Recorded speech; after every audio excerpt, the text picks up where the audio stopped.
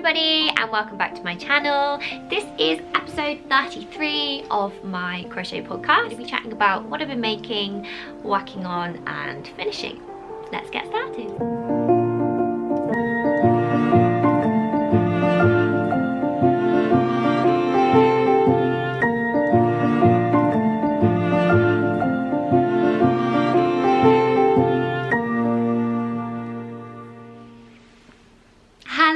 And welcome back to my channel. I am Lindsey of Lottie Albert and today I have for you a crochet podcast.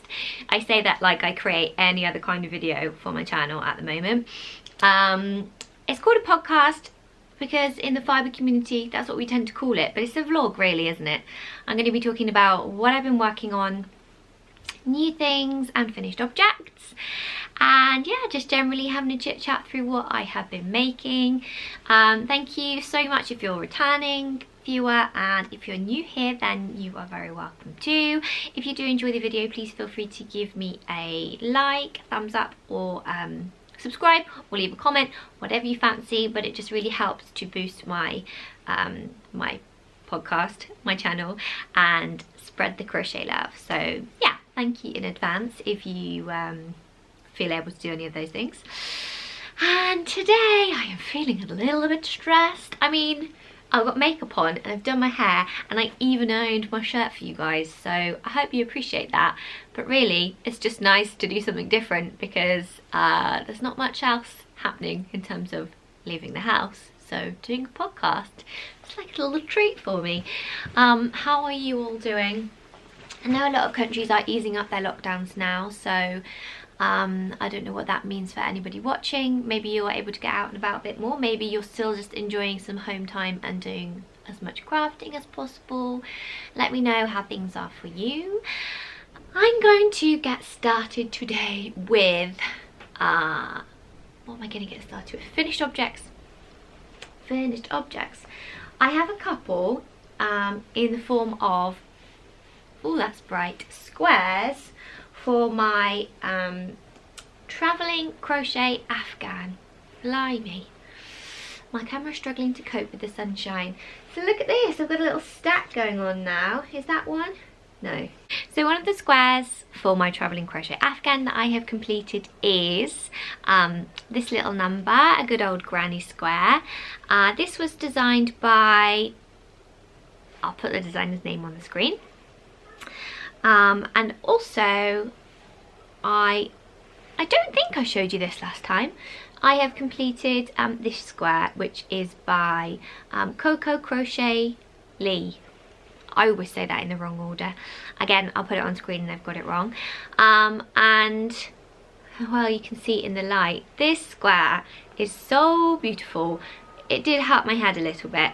I think I showed it you last time when I was at this stage. Sorry, the sun keeps peeping out behind clouds. My camera's struggling to cope. Yeah, I think I showed it you. I was just at this stage here in the middle, and I've now completed it, as you can see. I can't remember what square number this is. I think this is like square number 9, so I am missing a few, but maybe I'll give you a little run through of all of my squares now. And I think I'm going to start joining them as well. Now I've made the decision to incorporate more than one colour in my travelling Afghan. So as you can see, I've got like this sort of pinky colour and also some oatmeal colours. So I've got 1, 2, 3. Oh, that light. I think I showed you this one last time. 1, 2, 3. My heart. 4. Square number 1, the basket weave. 5, is that right? 1, 2, 3. I can't even count. Yeah, 5. This was the square that I designed, which is the sort of herringbone pattern. And then I've also done this one. Oh, yes, I literally just realised. If you watched a couple of episodes ago when I was talking about this square, this is a really pretty stitch and she calls it the griddle stitch, and I was like, I am sure that I have used this stitch before, but it's had another name. So maybe you guys can tell me. This griddle stitch is essentially let's say it in US terms, single crochets and double crochets worked alternately on each row, and then when you come to the next row you work single crochets and double crochets, but you work them into the opposite stitches. Does that make sense? So I think that this stitch is also called Suzette stitch. Is that right? Have any of you done Suzette stitch, or is that a completely different stitch? I probably should have just looked it up, but this has just triggered my memory. So yeah, there we are. Are Suzette stitch and griddle stitch the same thing? I have a feeling that they are. So then I just lost count. How many did we say I've got? 1, 2, 3, 4, 5, 6, 7. I have 7 squares, and I think there are about 11 out now. So I do need to get a move on and catch up. I've done 2 since the last podcast, so and a new one comes out every 2 weeks. So I guess I'm kind of slowly but surely catching up. And yeah, it's quite a satisfying little stack, but I feel like if I have them joined, then it will motivate me to carry on, because it's going to feel like more of a concrete object. I've ended up using a slightly thinner yarn and a 5.5mm hook, so my squares aren't going to be quite as wide. In the actual blanket, each of the squares is a 10-inch square. I think mine are more of an 8-inch square. So obviously I have lost some of the width across. You're supposed to join 4 in a row, so I think I will do that, but then if it's maybe not feeling blankety enough or big enough, I could maybe put on a thicker border at the end. Sorry if you can hear my kids downstairs. My husband is looking after them. I'm not neglecting them.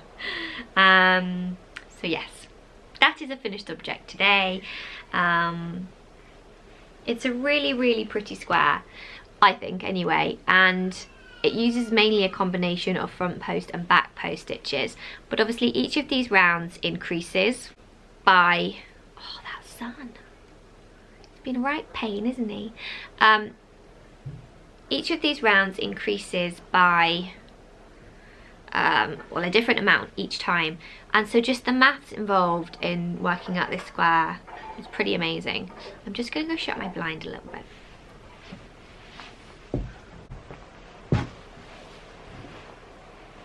Hopefully I'm not in darkness now, but I think my camera was just struggling to adjust every time it went behind a cloud. So yes, really impressed with the design of the square. I think it has given some people it gave me a bit of a headache, and I consider myself to be a fairly advanced crocheter. I certainly don't know it all, but I've tried a lot of different styles and stitches and patterns. I've made lots of other people's patterns, and I've been crocheting for a couple of years. Well, probably about 5 years now, I guess, and I've designed my own patterns. So yeah, I definitely don't know it all, but I wouldn't say I'm a beginner. And the pattern was really well written, so that wasn't the issue. It was just a bit more complicated. But isn't the end result beautiful? So that's very happy with that as a finished object. Or 2 finished objects, because I'm going to count each square separately. And that's kind of it for finished objects that I have this week. I tell you, sometimes this goes very smoothly, and other times it feels a little bit like there's jelly here, and I'm trying to get my words out through the jelly. That's how I feel this week.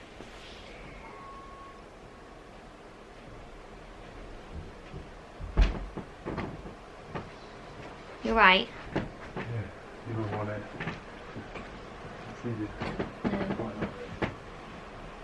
We're going now. I'll see you later. Okay, love you.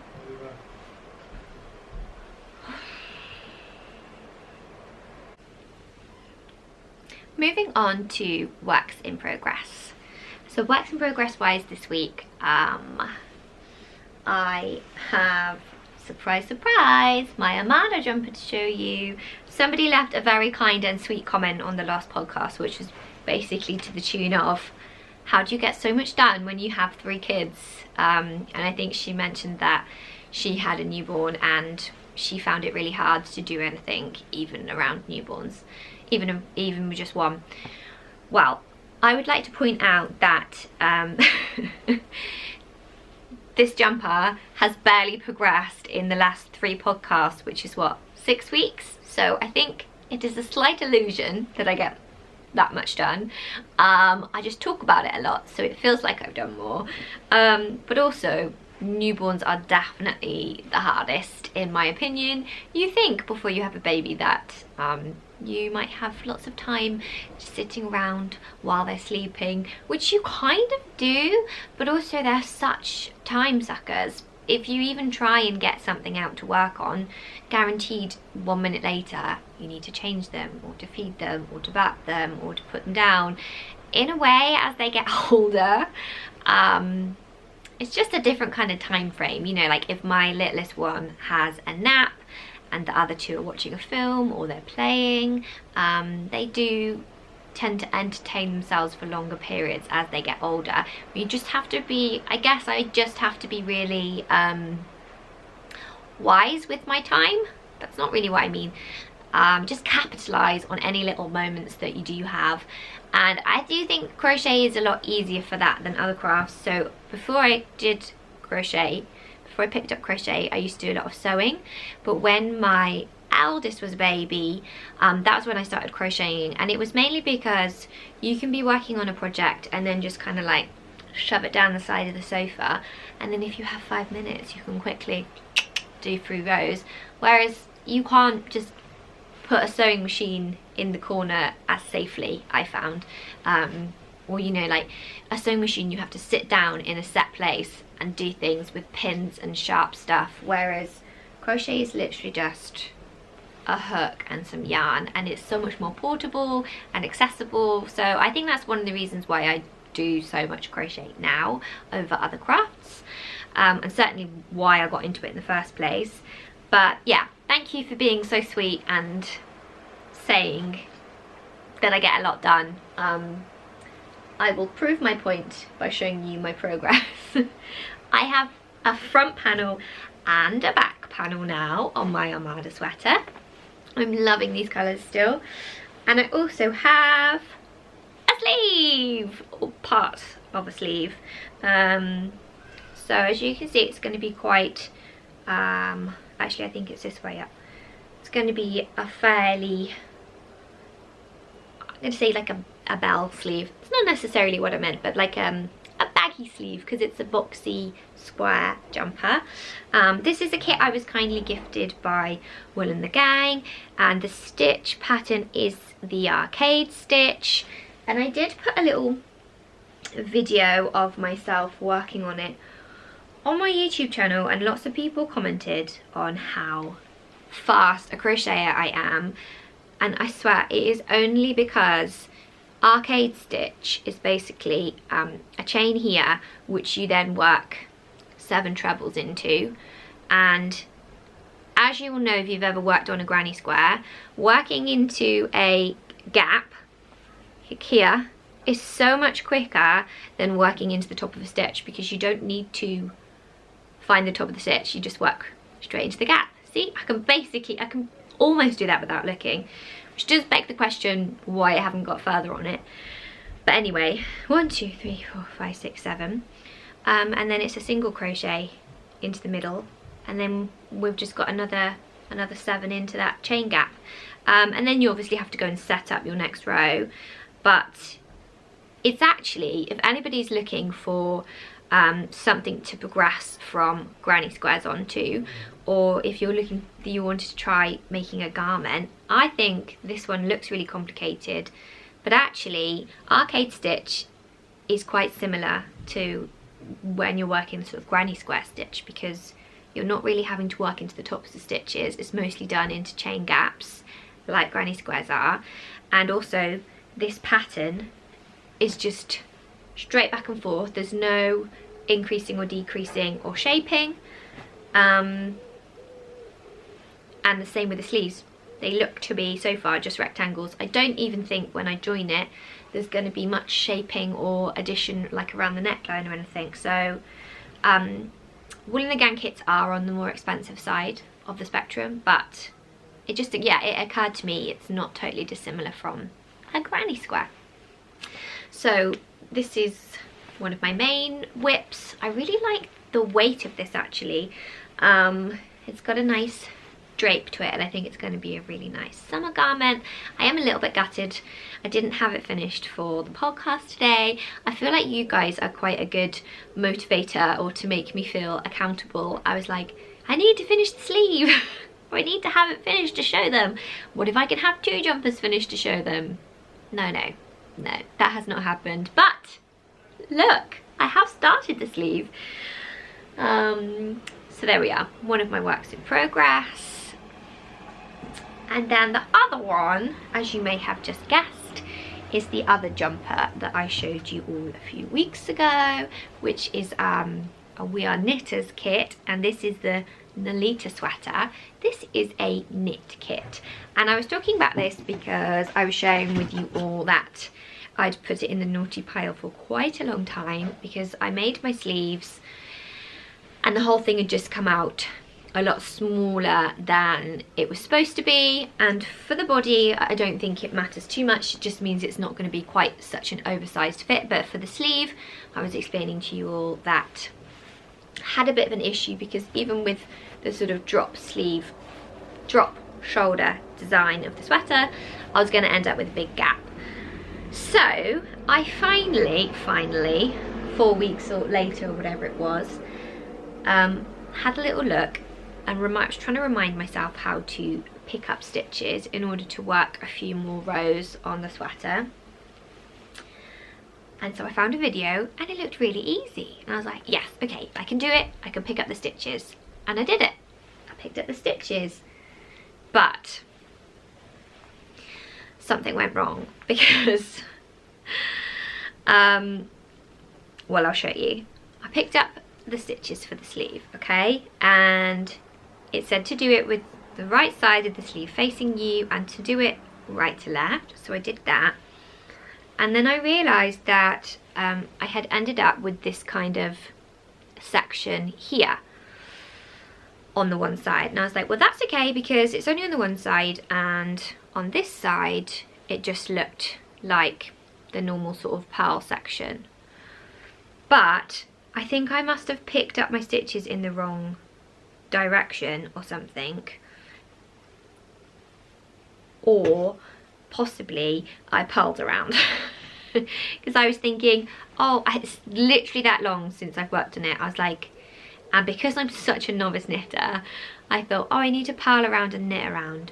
No, I don't need to do that, because that would create a knit stitch, right, where it's all flat on one side and bumpy on the other. That's not what this is. This is just a knit every row pattern, like, which is like literally the most basic knit thing you can do. And I've managed to mess even that up, because look what I've ended up with. I don't know how, well, it wants to focus on my face all the time. I've ended up where I've picked them up with 2 rows here of knit, which has not helped. I was like, oh, I'm just going to do a little bit of knitting on my sleeve to de-stress myself before I start filming, and then realised what I'd done. I'm just like, so frustrating.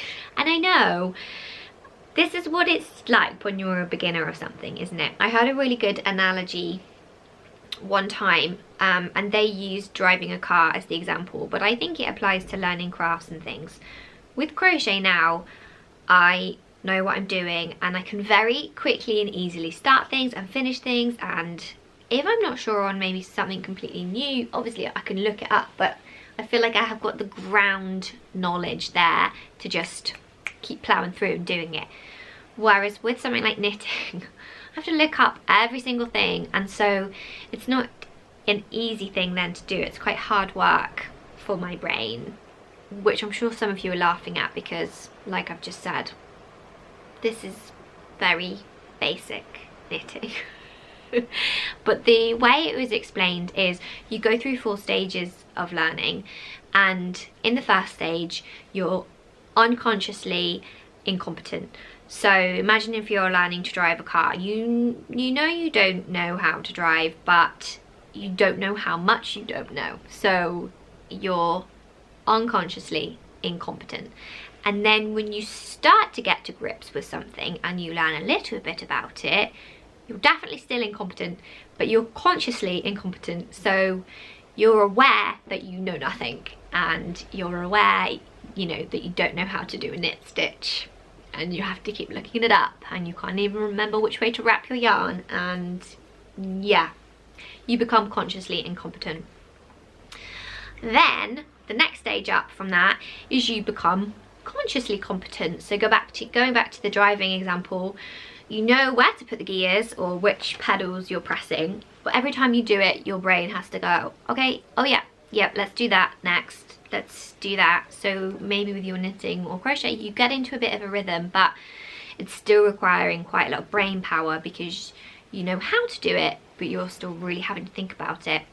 And then the fourth stage is you become unconsciously competent. So you can get in a car and you can drive to the shops and you barely have to think about what you're doing, and sometimes you get there without even realizing. Anybody else do that when they're driving? And I suppose that's where I'm at with crochet. I am unconsciously competent, so I can just read a pattern and I can be away and da da da da. Well, when you're in like the first or second stage of that learning process, it really does require a lot more brain power and energy, and so maybe that's another reason why I seem like I can do a lot of things in crochet, because when I'm tired and sleep deprived I already have a lot of the knowledge, so it's not too hard, whereas something like this has honestly used up a lot of my energy for the day. So yeah, I don't know if that analogy will help any of you in your crafting. I think maybe that's why I was telling it to you, in the hope that it might. But yeah, that's the kind of how I was taught about learning things. My phone's ringing now, hang on.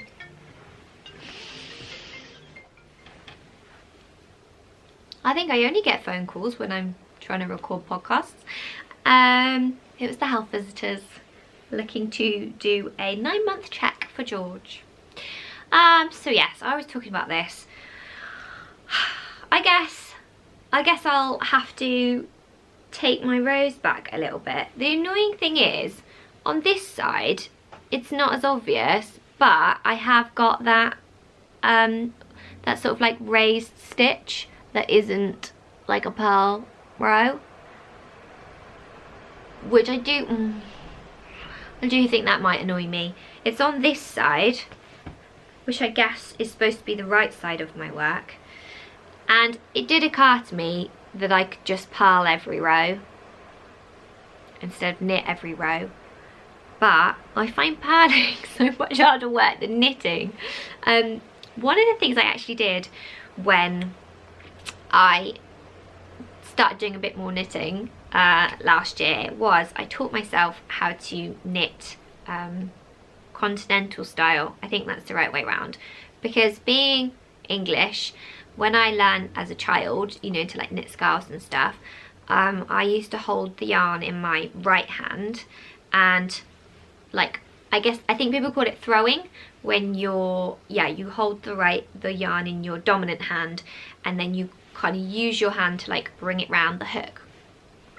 And a few people had said to me over on Instagram, if you can teach yourself continental style knitting, I think that's the right description, you hold the yarn in your left hand, or your non-dominant hand, which is what I do when I'm crocheting. So I thought, well, I'm such a slow knitter, I'm so consciously incompetent, maybe I will teach myself this new style in the hope that it will pay dividends in the long run. So now I hold my yarn in my left hand, and I actually find it a lot easier, because, for instance, I can loop my yarn over just like I would if I was crocheting, and when I'm doing a knit stitch, I literally just have to go, oh, like that, or even just like scoop it, which is so much more similar to if I was crocheting. So I think potentially if I ever got to a stage where I was a more unconsciously, what did we even say? Unconsciously competent knitter, I feel like you can definitely get more speed up holding it like this. But then I guess it's like anything, isn't it? If you're a thrower and you're really unconsciously competent, you can just go really speedily fast. But maybe if you're a crocheter right now and you're looking to get into knitting, you might want to try that too. So yeah, doing it continental style rather than English style. Probably not the right terms, probably not helpful to anybody trying to learn. If you didn't see my podcast a few weeks ago when I was talking about this jumper, the wool for this is called The Wool, and it is 100% Peruvian Highland wool. And the needles I'm using are 15mm needles. Yeah. Oh, and it's the bubblegum colourway, and it's a kit. I think I said that, the Nolita kit from We Are Knitters. So those are my two main whips.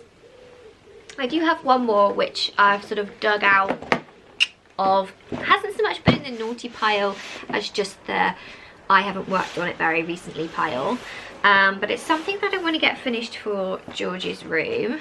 And this is another kit from a company. This time the company is called Mahoosive, and if you have seen any of my old podcasts where I had the really big chunky balls of yarn, then they were almost certainly from Mahoosive. This is called their Squiggly Crochet Mandala kit number 4, and I'll show you how far I got.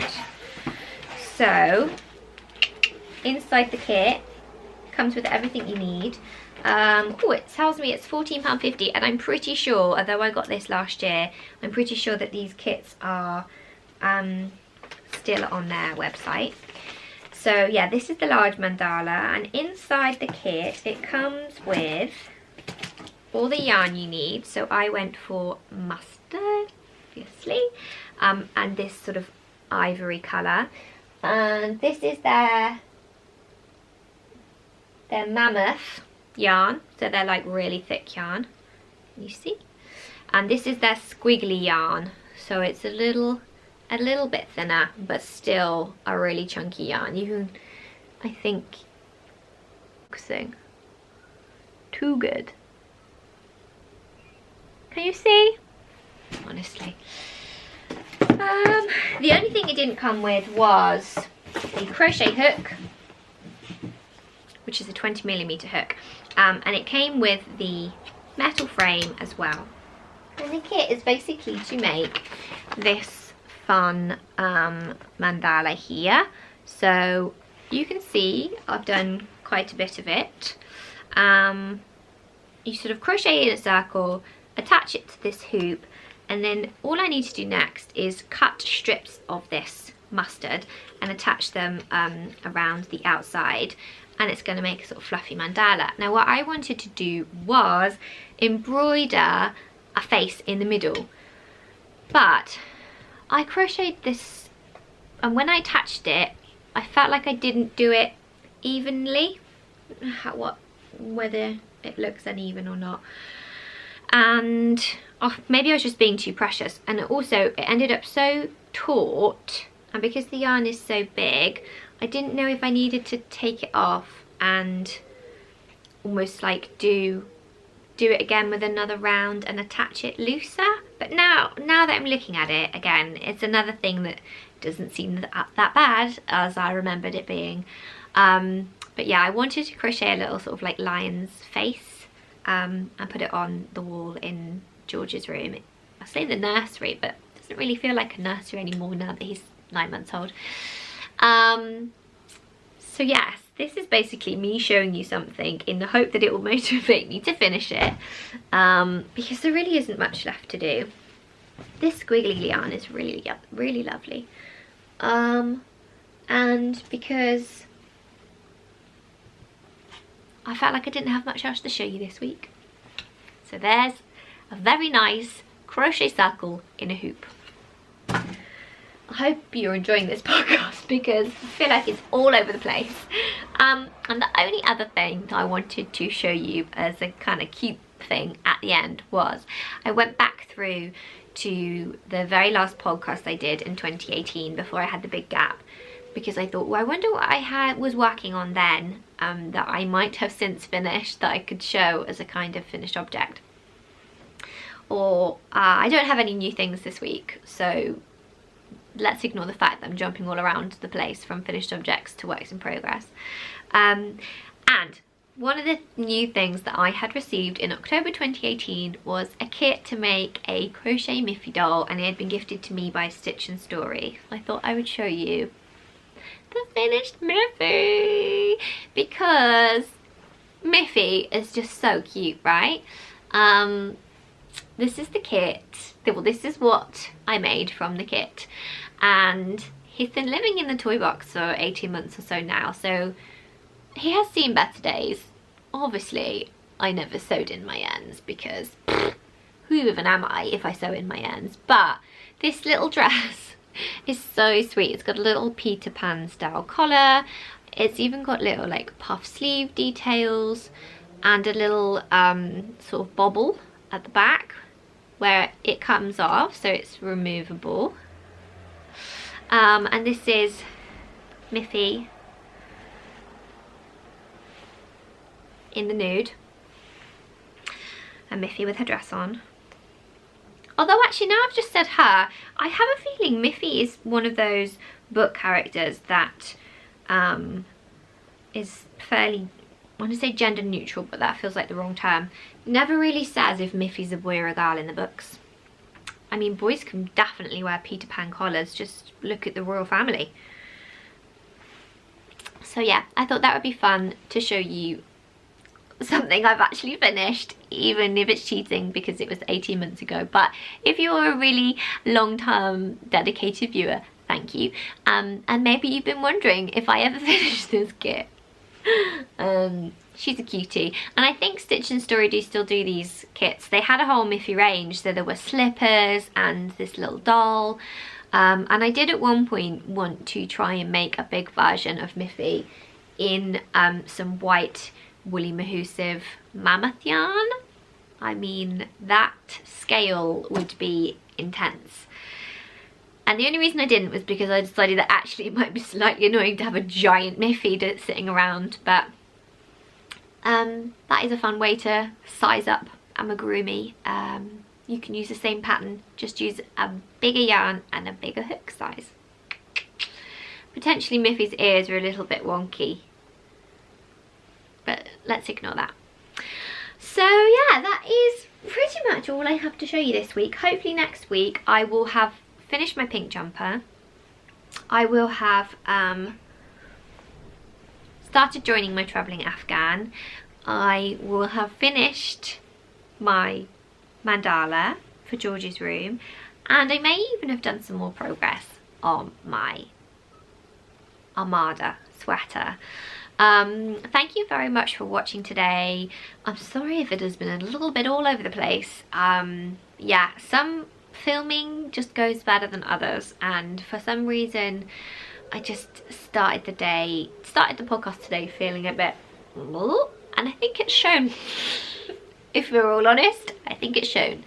But I'm sending lots of love to you all if you are still in self-isolation. I know lots of countries are easing things up at the moment, but obviously we are all still very aware of the virus. And also, I'm not really sure how to address this on my podcast, but I just wanted to acknowledge what's happening at the moment with the Black Lives Matter movement and the protests in the US, because I know there's a lot of information, and I imagine for different people that it's going to be affecting you in different ways. But I have been sharing quite a lot of resources on my Instagram, because it's not something that I wanted to stay quiet about at this time, but I am also very cognizant of the fact that I'm still learning and educating myself and trying to learn how to be a better ally to people of colour and the Black community in particular.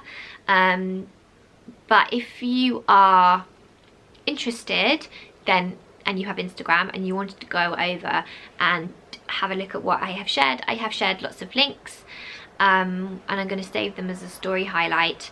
And I've also shared yesterday around 15 makers and creators from the BIPOC community who I really love and admire. So if you are looking for little ways or big ways in which you can work on things and improve, then even just diversifying your feed, not in a tokenistic way, but in an intentional way to listen to a wider variety of voices and opinions, then just following makers of colour is definitely a way to start that process. So yeah, I didn't want to not say anything, but also it's hard to find the words. I'm sure you will agree. Not about me, obviously. Yeah, sending love to you all at the moment. So yeah, thank you all so much for watching, and I will see you all in 2 weeks' time. If you want to come and check out my Instagram or my blog or anything else, then I'll put all the links below as always, and I hope you have a really lovely fortnight until I see you again. Okay, bye bye.